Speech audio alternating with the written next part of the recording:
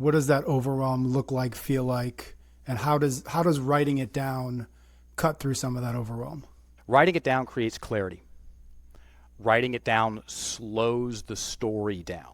So the faster the story goes, the more myopic our focus gets. It's just like running wind sprints. When we go run wind sprints, our vision it gets tunnel vision. We lose access to our peripheral vision. In this case, the big picture, our listening tanks, our breath gets trapped in the chest. All of that happens. And a lot of times when stories are kept in the head and questions, and there's also stories attached to these questions, all of that's kept in the head. The longer it stays there, the less likely someone is to do something about it, much less make some quality decisions. So inevitably they get into the indecision aspect of overwhelm. Nobody likes prolonged bouts of indecision, and if they play that indecision game for long enough, then they identify themselves as an indecisive person. And Teddy Atlas said when someone wins the belt, they get 30% better overnight because now they're the champ. When we identify ourselves as something, I'm unlovable. It's now 30% harder to receive the love. Or I've got a lot of support. Now we're going to recognize that support in other areas. It goes both ways. It's neutral. It's Switzerland. And whatever we identify ourselves as, we get better at it super fast. So there's the indecision component, and you have very, in my opinion, poor and limited information with questions kept in the head because, again, Kindlin's law is sufficiently worded. We haven't elaborated on the question, and a lot of times people's questions transform once we get them out of this embryonic state of staying in our head, and we can develop the words. Better questions, better answers, better actions, better life. It's simple. It's just not done very much. Yeah. And questions lead to options. Most people don't write down their options. Questions and options go hand in hand. I could tell a good story in about 2 minutes about writing down your options. Okay, cool. This woman absolutely dovetails right back into the dangers of being a smarty pants coach. and telling people things like, you just need to believe in yourself more, stuff like that. That stuff doesn't work, everybody. People keep trying. So this woman came in and she had a botched eyebrow tattoo job. And it had been haunting her life for about 2 years. It was about a 12 to 15 minute makeup ritual just to get herself, in her opinion, presentable to the world. If it was raining, she wouldn't go outside. She wouldn't stay over at other people's houses. It was negatively influencing her dating life and just causing her stress. And she goes, hey, Mark, I hear you help people with stories. This was in SoCal. I was like, I do. She came over, we sat down, and she told me what the problem was. I said, okay, we'll have you written down your options. No, let's start there. People don't like hearing this, and it's also valuable. I can't keep living like this. Actually, you can. Trust me, you can.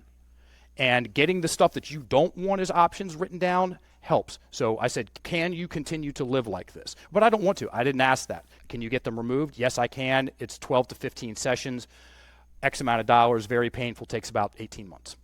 Okay? Is it an option? Yes. Wrote that down. Could you get them redone? Well, I contacted 2 eyebrow tattoo specialists, and they said there's nothing they can do. Myself personally, I've got about 60 hours of ink on me, so I've been in the tattoo chair. And I said, we're in SoCal, tons of great tattoo studios. I said, I bet if you contact 10, so create a goal, 10 tattoo studios, somebody can help you. And that right there is me not having an answer for her. It's being creative and unattached. If she said, I hate that idea, I'd go, wonderful. Yep. She said, I like that idea. I said, wonderful.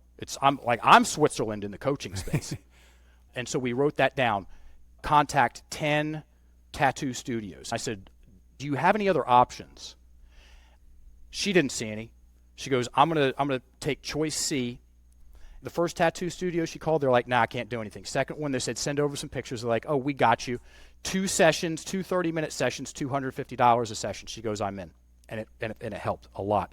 Here's another good one too. On her way out the door, oh, by the way, she was a PhD psychologist.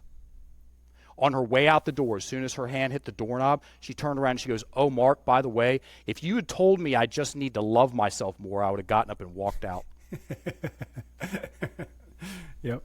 Yeah. For example like that, Mark, going back to the beginning, I'm just trying to pull it all together in terms of the questions versus statement. What's the questions that we got the options. What is the questions that would have been right for her? How big of a problem is this for me? She already answered that, got her moving. The main question was, what are my options here? Mm-hmm. What can I do about this? She already identified that this is a major problem. Can presupposes that you can do something about something, because most of the time we can, because we're participating in the problem being the story. Okay? We're not innocent bystanders in our life, everybody. We're participants. What can I do about this fill in the blank? And so that will pull options. It's a very powerful question, simple. And if it's written down, then you can stare at the words, slow the thing down, and think better. So even though we didn't start with that question, Ben, that was there. And she that's what a lot of people, when they book in for mindset coaches, they have asked themselves or decided they need some help. What can I do about this issue? Thank you very much for watching that clip from a longer episode of Chasing Excellence. If you liked it, I'm quite sure you will love the entire episode. You can find the link in the video description, or you can just simply search for Chasing Excellence wherever you listen to your favorite podcasts.